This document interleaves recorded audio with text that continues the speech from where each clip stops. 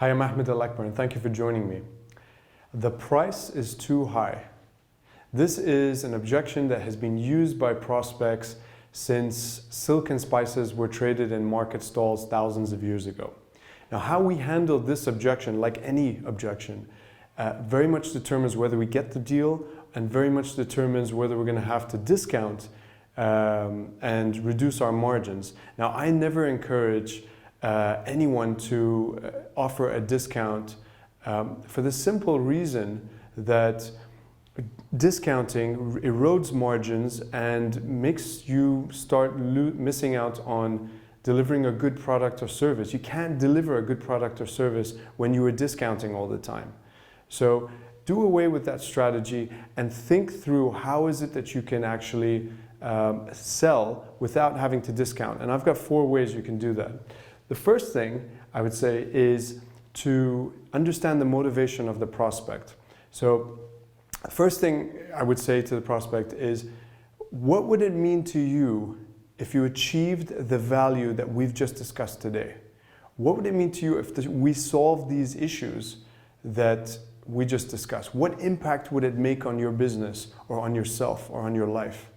Those are far more important. Just understanding the motivation is going to remind the prospect why they're talking to you in the first place. Everybody wants a good deal, so don't focus too much on price in that particular conversation. Move it forward in order to discuss the value that you're providing. The second thing I'd say is to practice handling objections. Practice relentlessly.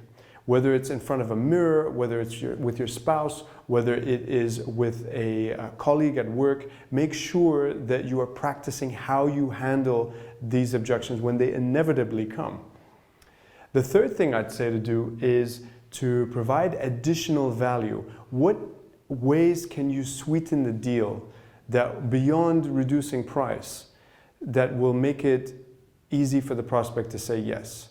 Can you increase the payment terms that you're asking for example? Or can you add that little bit extra into the mix that makes it irresistible? The fourth thing I'd say is to stand your ground. Never be afraid to walk away from a deal just because of price. And you'll find over time that you'll be in a much better position than when you're always discounting. So those are a few techniques on how to ensure that you handle those objections in the right way. Thank you very much. I'm Ahmed Al-Akbar.